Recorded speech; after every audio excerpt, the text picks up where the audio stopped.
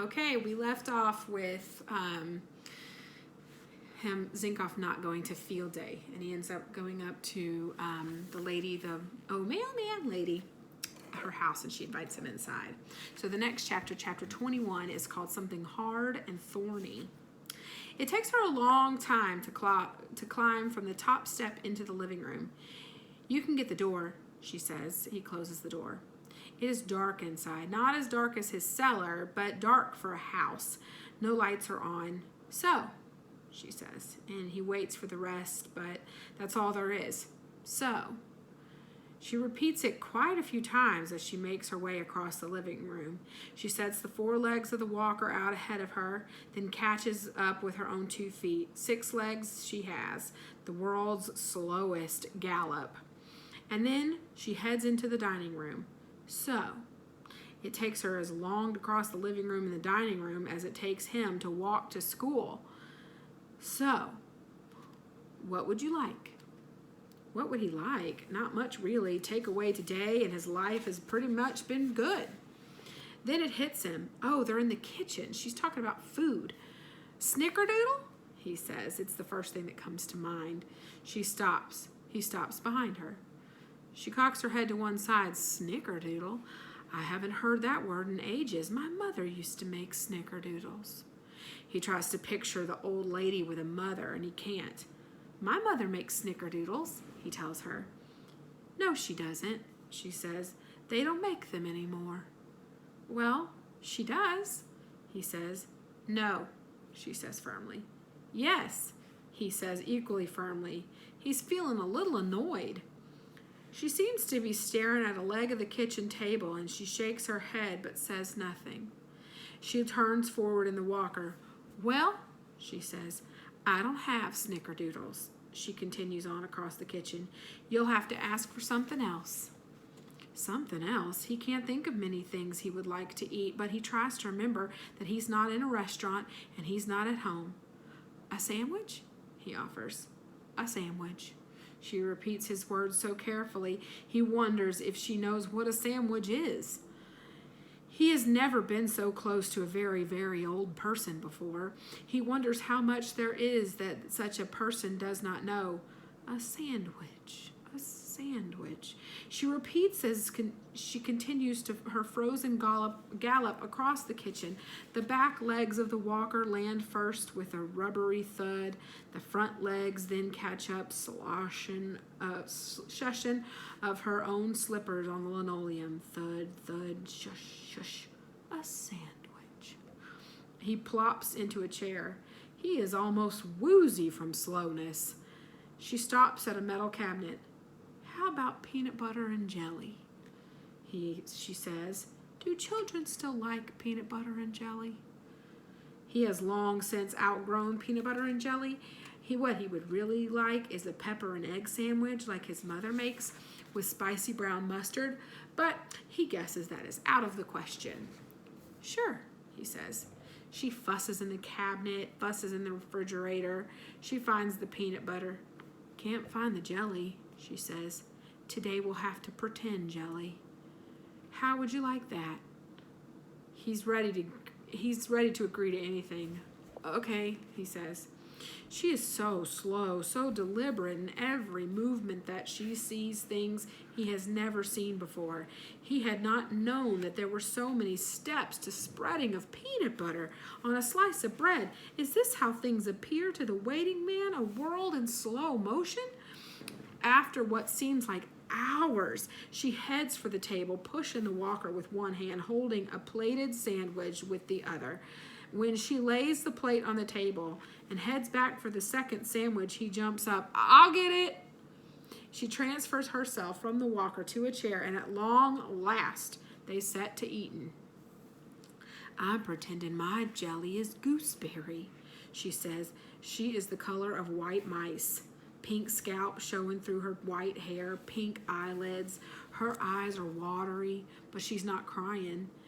We used to have gooseberries on our farm. What's yours? Grape, he says. Jelly or jam, she says. He's stumped. Jelly, I guess? Jam's easier to spread. Okay, jam. Are you sure? I always thought jelly had more taste. Jelly. Not that it makes any difference. He really does try to pretend, but all it tastes like is peanut butter and bread.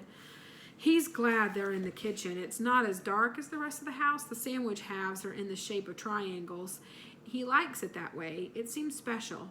Before he knows it, his sandwich is gone. The old lady has barely even begun. She eats as slowly as she walks. She looks at him and she puts down her sandwich with a grimace and she reaches for the walker. I'll make you another. No, he says. He puts his hand on her wrist and her skin feels like newspaper. I'll do it. He gets up and makes himself another. Don't forget the jelly, she calls over her shoulder. He spreads pretend jelly. He slices the sandwich all catty-corner into triangles. He tries to eat this one more slowly. They do not speak, and he wonders about something to drink, but he's afraid to ask. Do you know the waiting man? He says. She tilts her head and sniffs, as if trying to catch the full scent of the question. Waiting man? The man at the window, down the street. 924 Willow. She puts down her sandwich to better think. She shakes her head. I don't know any waiting man. He's been waiting for a long time, he says. A long time. He hopes that she asks him how long. She looks at him. Her eyes are gleaming, but he is sure she is not crying. How long?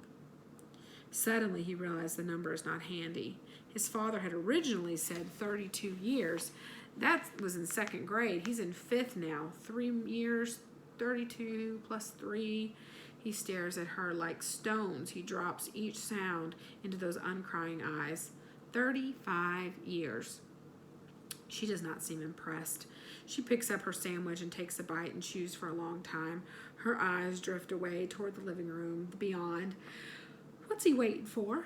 She says. His brother. Oh. She says this matter-of-factly, nodding, as if that explains everything. There is a clatter at the front of the house. He realizes it's the mail slot opening. Letters are being pushed through. His father is delivering. She doesn't seem to hear it. What's his name? She says. Who? The brother. The question surprises him. He has never wondered about the brother's name, or even the waiting man's for that matter. I don't know, he says. She starts in on the second half of her sandwich. He has long since finished his. He feels her staring at him as she chews. He's uneasy. When he looks at her for more than a second at a time, he discovers her skin is almost transparent, like thin ice over a December puddle. He feels he is looking into her. A thought pops into his head. The moment she stops chewing, she's going to ask him his name. He does not want her to ask. He does not want her to call out, oh, Donald, oh, Zinkoff. He wants to be, oh, mailman. He must say something quickly, create a diverting action. I can spell tintinnabulation, he blurts, and he spells it for her. He has been waiting for years at school for someone to ask him. Tintinnabulation. Her mouth drops open, her eyes bulge. She is astonished. She is amazed. And I got an A once in geography. It was the only A in the whole class. This time she seems not so much amazed as pleased, and she nods and smiles. She's not surprised. She knew he could do it. Congratulations, she says. The echo comes in his parents' words. 1,000 congratulations to you. And suddenly he remembers the day in the hospital when Polly was born, making a deal with his mother for 2 stars whenever he really needed them. Could he ever need them more than today? Do you have stars? He says. She looks at him funny. Stars? Those little paper stars, silver, that you stick on, he was about to say your shirt, paper and stuff. She nods. She gets up and goes to a drawer in the cupboard. Stars. Stars. She mutters as she roots through the drawer. She hauls the walker off to the dining room. He regrets he asked. Stars. Stars. She returns beaming. She's holding up something, but it is not a star. It's a turkey sticker, the size of a postage stamp, the kind that Miss Meeks put on a paper once or twice a week, and she hands it to him. How about a turkey? A turkey is perfect. He sticks it on his shirt. He can't tell her how happy that turkey makes him feel. So happy, now his eyes are watery too, and his breath flutters in his chest, and something hard and thorny goes out of him and he tells her everything. He tells her about field day and why he isn't at school. He tells her about his two favorite teachers of all times, Miss Meeks and the learning train, and Mr. Yalowitz, who said, "And the Z shall be first." He tells her about his giraffe hat and Jabip and Jaboop. She laughs out loud at that.